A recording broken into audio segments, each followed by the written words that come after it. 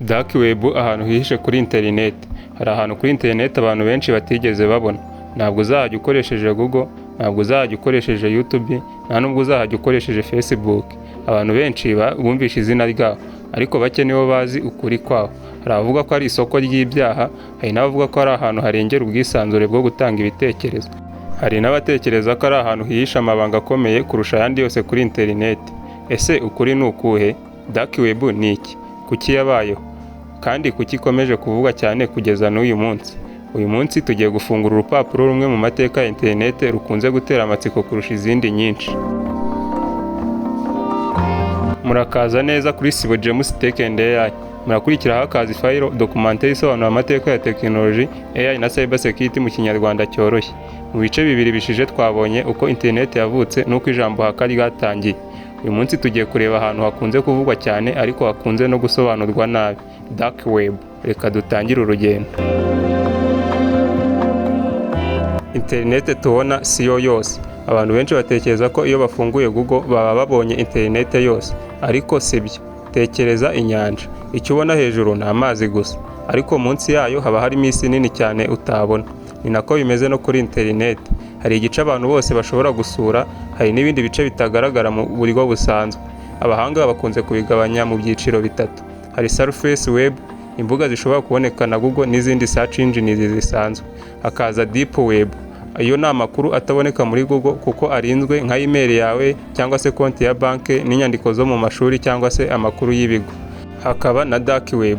Dark web yo ni agace gato cyane kagenewe gukoreshwa uburyo bwihariye bwo kurinda umwirondoro w'abayikoresha. Ibi byiciro bitatu si ibintu bingana. Surface web ni agace gato cyane ugereranyije n'andi makuru abitswe kuri internet. Dark web yavutse ite? Abantu benshi batekereza ko dark web yaremewe gukora ibyaha. Amateka ntabwo abyerekana uko. Igitekerezo cy'uburyo bwo guhishaho ubutumwa buturuka naho bujya cyatangiye mu bushakashatsi bugamije kurinda ubuzima bwite n'itumanaho. Intego yari ugushaka uburyo abantu bashobora kuvugana badakurikiranwe byoroshye, cyane cyane mu bihe cyangwa se ahantu bafite ibyago. Nyuma yaho ubwo buryo bwatangiye gukoreshwa n'abantu batandukanye.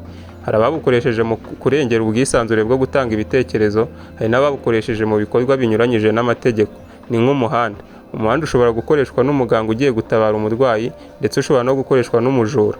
Ikibazo si umuhanda, ahubwo ikibazo kiba ari uko umuntu awukoresha. Kuki dark web ituma havugwa amabanga menshi? Kubera ko irinda cyane umwirondoro w'abayikoresha. Hari abantu bayikoresha ku mpamvu zemewe. Urugero, hari abanyamakuru n'abatanga amakuru bashobora gukoresha ubu buryo barinda umwirondoro wabo kugira ngo batange amakuru y'inyungu rusange. Hari n'abaturage baba mu bihugu bifite amategeko akomeye ku gutanga ibitekerezo bashobora gushaka uburyo bwo kuganira bafite umutekano. Ariko nanone inzego z'umutekano mu bihugu byinshi zagaragaje ko hari n'abagerageza kuyikoresha mu bikorwa bitemewe. Ni nayo mpamvu dark web ivugwaho byinshi. Ariko si byo bivuze ko buri muntu uyivugwaho cyangwa se uyimenyaho aba akora icyaha. Ahubwo ni ngombwa gutandukanya ikoranabuhanga ubwaryo n'uburyo rishobora gukoreshwa. Ukuri n'ibihuha. Hari inkuru nyinshi zicicikana ku mbuga nkoranyambaga zivuga ko dark web irimo ibintu byose umuntu yakwibwira. Bimwe muri byo bivugwa bifite ishingiro, ibindi ni ibihuha cyangwa se gukabya. Iyo ukurikirana documentaire nziza uba ugomba gutandukanya ibimenyetso bifatika n'ibivugwa gusa. Niyo mpamvu muri iyi seri tuzajya twubakira ku mateka, ubushakashatsi n'amakuru yizewe, aho gukurikira inkuru zidakorewe igenzura. Mu gice gikurikira tuzareba impamvu dark web ikomeje gutera amatsiko ku isi yose n'ukuntu yagiye igira uruhare mu nkuru zimwe na zimwe zamenyekanye cyane mu mateka ya internet. Kuki dark web ikomeje kuvugwa ku isi yose? Mu myaka yashize dark web yatangiye kuvugwa cyane cyane mu bitangazamakuru. Impamvu si uko yari nshya, ahubwo ni uko hari inkuru zagiye zigaragaza ko hari abantu bamwe bayikoresheje mu buryo bunyuranyije n'amategeko. Ibyo byatumye abantu benshi batangira kuyitinya. Ariko se ni ukuvuga ko dark web yose ari mbi? Oya, ni nk'uko umujyi ushobora kubamo abantu beza n'ababi. Ntibivuze ko umujyi wose ari mubi. Hari abantu bayikoresha mu mpamvu zemewe, hari n'abayikoresha nabi. Niyo mpamvu inzego z'umutekano ku isi zikomeza gukurikirana ibikorwa bimwe na bimwe bikorerwa kuri iyo miyoboro. Inkuru yagize isi amatsiko. Mu ntangiriro z'imyaka ya 2010 hari urubuga rumwe rwamenyekanye cyane ku isi. Rwavugagaho cyane kubera ibivugwa ko hari ibikorwa byinshi binyuranyije n'amategeko byakorwaga kuri urwo rubuga rwaho. Nyuma y'igihe inzego z'umutekano zakoze iperereza rirarufunga. Iyi nkuru yatumye abantu benshi batangira kumva izina Dark Web, ariko ni ingenzi kumenya ko urubuga rumwe rutagereranywa n'agace kose ka Dark Web. Ni nk'uko icyaha cyakorewe ku muhanda umwe kitavuga ko imihanda yose ari mibi. Ese polisi ishobora gufata abakora ibyaha bihishe? Hari abantu batekereza ko umuntu uri kuri Dark Web aba atazigera amenyekana. Siko bimeze. Mu myaka myinshi ishize, inzego z'umutekano mu bihugu bitandukanye zakoze iperereza ku byaha byo kuri interineti. Hari abantu benshi bagejejwe imbere y'ubutabera nyuma y'iperereza rirerire. Ibi bitwigisha ko guhisha umwirondoro kuri interineti bidatanga ubudahangarwa bwo kurenga amategeko. Ikoranabuhanga rirahinduka, n'uburyo bwo gukora iperereza nabwo buragenda butera imbere. Isomo rikomeye ku muntu ukoresha interineti. Dark Web ntabwo ari ikintu umuntu akwiriye gufata nk'umukino. Ikintu cy'ingenzi si ukumenya ko ibaho gusa, ahubwo ni ukumva uko interineti ifite ibice bitandukanye kandi ko tugomba kuyikoresha dushishoje. Buri munsi dukoresha telefoni, mudasobwa n'imbuga nkoranyambaga. Kumenya uko isi ya digitali yubatswe bidufasha kuyikoresha neza no kwirinda amakosa. Ubumenyi burinda umuntu. Amatsiko adafite ubushishozi ashobora kumushyira mu kaga. Dark Web mu mafilime no mu bitangazamakuru. Abakora filime bakunze gukoresha Dark Web mu nkuru ziteye ubwoba. Hari aho bayerekana nk'ahantu hadasanzwe harimo ibintu bitangaje buri gihe. Ariko mu buzima busanzwe ibintu siko biba ari bimeze buri gihe.